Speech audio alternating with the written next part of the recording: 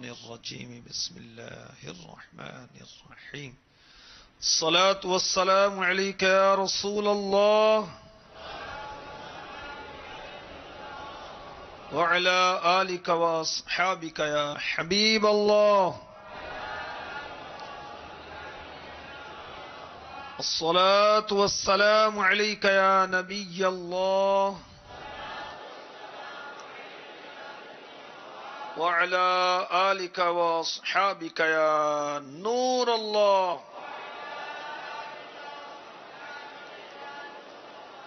حضرت علامہ یوسف بن اسماعیل نبہانی قدس سرہ النورانی نے اپنی کتاب سعادت الدارین میں ایک روایت نقل کی کہ حضرت سیدنا ابو ذر رضی اللہ تعالی عنہ فرماتے ہیں تاجدار رسالت شہنشاہ نبوت صلی اللہ تعالی علیہ وآلہ وسلم نے مجھے 3 باتوں کی وصیت فرمائی.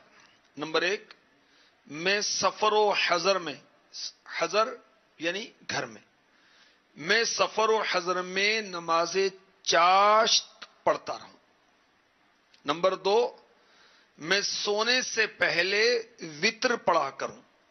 نمبر 3، نبی کریم صلی اللہ علیہ وسلم پر درود پاک پڑھ کر سویا کروں. 3 باتوں کی ہمارے آقا صلی اللہ علیہ وسلم نے وصیت فرمائی. نمبر 1 کہ سفر و حضر میں نماز چاشت کی ادائیگی کرتے رہنا. نمبر 2، سونے سے پہلے وتر پڑھ کر سونا.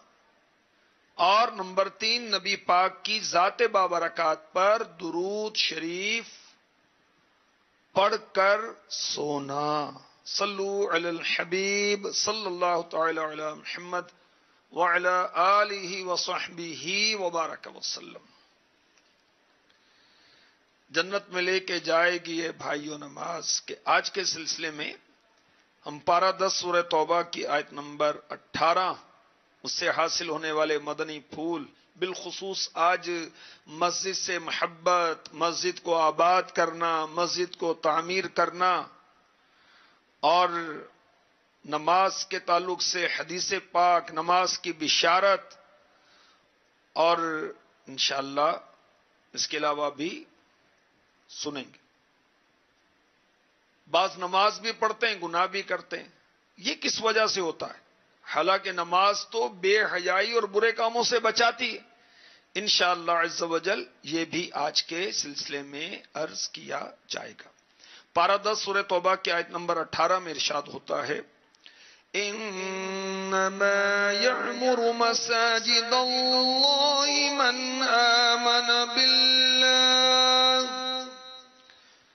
من آمن بالله واليوم الآخر وأقام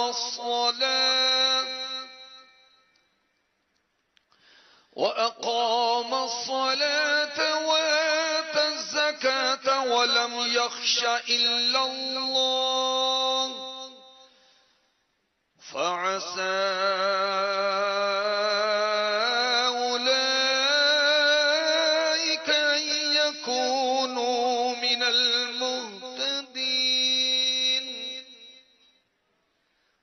کی مسجدوں کو وہی آباد کرتے ہیں جو اللہ اور قیامت کے دن پر ایمان لاتے ہیں اور نماز قائم کرتے ہیں اور زکوٰۃ دیتے ہیں اور اللہ کے سوا کسی سے نہیں ڈرتے، تو عن قریب یہ لوگ ہدایت والوں میں سے ہوں گے. تو مسجدوں کو کون آباد کرتے ہیں؟ مسلمان، مومن. مسجدیں بنانا کس کا کام؟ مسلمانوں کا. مسجدوں کو آباد کرنا کس کا کام؟ مسلمانوں کا. تو ماشاءاللہ رمضان میں مسجدیں آباد ہو جاتی ہیں، مسلمان اس کو آباد کرتے ہیں، بہت اچھی بات ہے.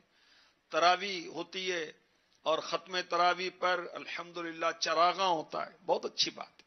یہ بھی مسجد کی آباد کاری ہے. اسی طرح مسجد کو آباد کرنے کی کیا کیا صورتیں؟ نہیں، مسلمان کی یہ شان ہے کہ وہ مسجد کو آباد کرتا ہے. مسجد کو کس طرح آباد کریں بھائی؟ مسجد کو تعمیر کرنا مسجد کے آباد کرنے میں داخل ہے. اس میں توسیع کرنا، اس کی کوئی چھوٹے موٹے کام ہوتے ہیں مرمت کے، رینوویشن کے، وہ کرنا، مسجد میں چٹائیاں کارپیٹ آج کل بچھائے جاتے ہیں یا ٹائلیں لگواتے ہیں، یہ بھی مسجد کو آباد کرنے میں شامل ہے۔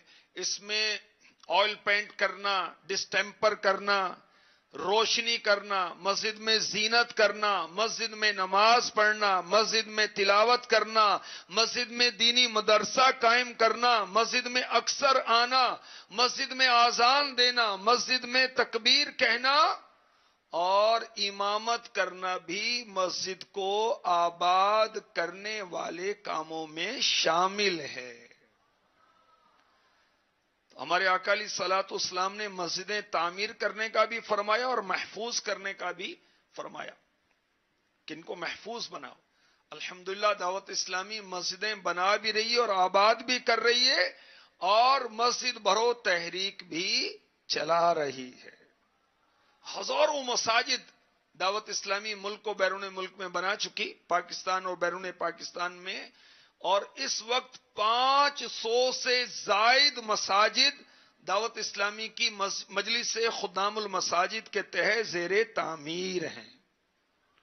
الحمدللہ پہلے امیر اہل سنت نے فیضان امیر معاویہ کے نام سے مسجدیں بنانے کا حکم دیا، اور پھر 21 کو مولا مشکل کشا کرم اللہ تعالی وجہہ الکریم کے یوم پر فیضان مشکل کشا، فیضان علی، فیضان اہل بیت اطہار، فیضان حسن، فیضان حسین، فیضان فاطمہ، ان ناموں سے مسجدیں بنانے کا، اور کتنی مسجدیں بنانے کا؟ 2121 مسجدیں بنانے کا ہدف دیا۔ میرے آقا صلی اللہ علیہ وسلم نے فرمایا جو اللہ تعالی کے لیے مسجد بنائے گا، اللہ پاک اس کے لیے جنت میں گھر بنائے گا۔ سبحان اللہ۔ تو مسجد کو تعمیر کرنے کی بڑی فضیلت ہے، اور نماز قائم کرنا، زکوٰۃ دینا، یہ تو ایمان کے علامت ہیں، ایمان کی علامتیں ہیں، نماز پڑھنا، زکوٰۃ دینا۔ تو مسلمان مسجد کو آباد کرنے والا ہوتا ہے، مسلمان مسجد کو بنانے والا ہوتا ہے، مسلمان مسجد کو آباد کرنے والا ہوتا ہے، مسلمان مسجد میں باجماعت نماز ادا کرنے کا شوق رکھنے والا ہوتا ہے، اور جو مسجد میں نماز پڑھنے کا، جماعت سے نماز پڑھنے کا شوقین ہے، انشاءاللہ عز و جل ایسے لوگوں کا خاتمہ ایمان پر ہوگا۔ مسجد میں روشنی کرنا، سبحان اللہ، بہت اچھا کام ہے۔ جو مسجد میں روشنی کرے گا اللہ تعالیٰ اس کی قبر روشن فرما دے گا۔ مسجد کو مزین کرنا، یہ بھی بہت اچھا ہے، اور جماعت سے نماز پڑھنا، سبحان اللہ، یہ بھی بہت اچھا ہے۔ اگر بغیر جماعت کے نماز پڑھیں گے تو جماعت جتنا ثواب نہیں ملے گا، اور اگر مسجد کے علاوہ کہیں اور جماعت کی، جماعت تو ہوئی، مسجد میں جو جماعت کا ثواب تو وہ تو حاصل نہیں ہوگا۔ سبحان اللہ۔ تو نماز سے محبت، مسجد سے محبت، یہ ایمان کی علامت ہے۔ اللہ پاک ہمیں مسجدیں آباد کرنے والا بنائے۔ آئیے دعا کرتے ہیں۔ ہو جائے مولا مسجدیں آباد سب کی سب، سب کو نمازی دے بنا یا رب مصطفیٰ، سب کو نمازی دے بنا یا رب مصطفیٰ۔ آمین۔ ہمارے آقا علیہ الصلوۃ والسلام نے صحابہ سے فرمایا کیا میں تمہیں ایسی چیز نہ بتا دوں جس کے سبب اللہ تبارک و تعالی خطائیں مٹا دے، درجات بلند کر دے؟ عرض کیا رسول اللہ صلی اللہ تعالی علیہ وسلم، ہاں فرمائیے۔ فرمایا جس وقت وضو ناگوار ہوتا ہے اس وقت وضو کامل کرنا اور مسجدوں کی طرف قدموں کی کثرت اور ایک نماز کے بعد دوسری نماز کا انتظار، اس کا ثواب ایسا ہے جیسا کفار کی سرحد پر حمایت بلاد اسلام کے لیے گھوڑا باندھنے کا۔ میرے آقا علیہ الصلوۃ والسلام نے فرمایا بندہ جب اعلانیہ طور پر نماز پڑھے اسے اچھی طرح ادا کرے، پوشیدہ طور پر پڑھے پھر بھی اچھی طرح ادا کرے، تو اللہ پاک فرماتا ہے میرے بندے نے اچھا کیا ہے۔ سبحان اللہ۔ میرے آقا صلی اللہ علیہ وسلم نے ارشاد فرمایا، اللہ تعالیٰ فرماتا ہے میرے فرض کردہ احکام کی بجا آوری کے بغیر بندہ میرے عذاب سے چھٹکارا نہیں پا سکتا۔ میرے آقا علیہ الصلوۃ والسلام کے آزاد کردہ غلام حضرت ثوبان رضی اللہ تعالی عنہ سے ملاقات ہوئی، حضرت معدان کی رضی اللہ تعالی عنہ۔ کہا کہ آپ مجھے کسی ایسے عمل کی خبر دیں کہ اس کے سبب اللہ تعالیٰ مجھے جنت میں داخل فرما دے۔ تو وہ خاموش رہے، یہی سوال کیا، چپ رہے۔ تیسری بار جب پوچھا تو کہا میں نے اس بارے میں رسول پاک صلی اللہ علیہ وسلم سے سوال کیا تھا، آپ نے فرمایا تم اللہ تعالی کے لیے بکثرت سجدوں کو لازم پکڑ لو، کیونکہ جب بھی تم اللہ کے لیے کوئی سجدہ کرو گے اللہ تعالیٰ اس کے سبب سے تمہارا ایک درجہ بلند فرما دے گا اور تمہارے ایک گناہ کو مٹا دے گا۔ میرے آقا صلی اللہ علیہ وسلم نے فرمایا جو دو ٹھنڈی نمازوں کو پڑھے گا سردیوں میں فجر اور عشاء، وہ جنت میں داخل ہوگا۔ سبحان اللہ۔ میرے آقا صلی اللہ علیہ وسلم نے فرمایا میرے بندے کے لیے مجھ پر یہ عہد ہے اگر وہ نماز کو اس کے وقت کے اندر پڑھے گا تو میں اس کو عذاب نہیں دوں گا اور اس کو بلا حساب جنت میں داخل کروں گا۔ ایک روز مومنوں تمہیں مرنا ضرور ہے، پڑھتے رہو نماز یہ قول رسول ہے، جو شخص بھی نماز کا پابند جناب جنت میں وہ تو جائے گا بے شک بلا حساب، جنت میں وہ تو جائے گا بے شک بلا حساب۔ دیدار حق دکھائے گی یہ بھائیوں نماز، جنت میں لے کے جائے گی یہ بھائیوں نماز۔ اچھا نماز پڑھتے ہیں اور گناہوں سے چھٹکارا نہیں ملتا۔ نماز تو برائیوں سے چھڑاتی ہے، گناہوں سے بچاتی ہے۔ اب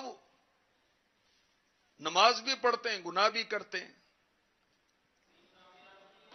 اس کے بارے میں ہمیں یہ سمجھایا گیا کہ جب بندہ نماز پڑھتا ہے تو اس کے اعضاء گناہوں سے رکے رہتے ہیں۔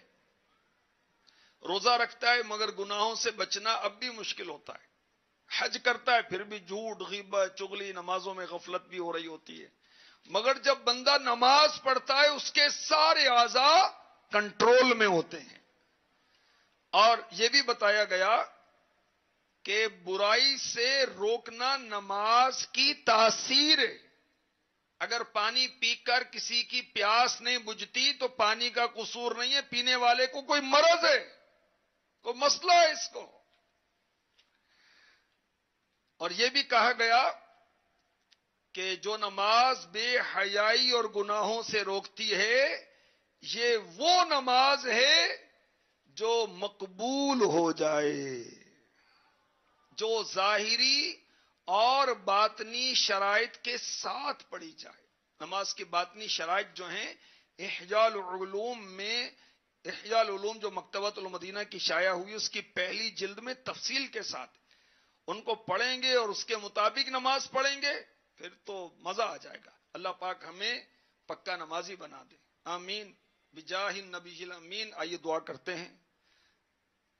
اللهم اجعلنا قائمين صلاة تكون سببا لرضوانك يا رحمن والغفران ودخول الجنان وانقاذ من النيران. اے اللہ پاک ہمیں نماز قائم کرنے والا بنا، ایسی نماز جو تیری رضا اور بخشش کا ذریعہ بنے اے رحمان، جو ہمیں جنت میں داخل کرائے اور آگ سے بچائے. آمین بجاہ النبی الامین صلی اللہ تعالی علیہ وسلم. جنت میں لے کے جائے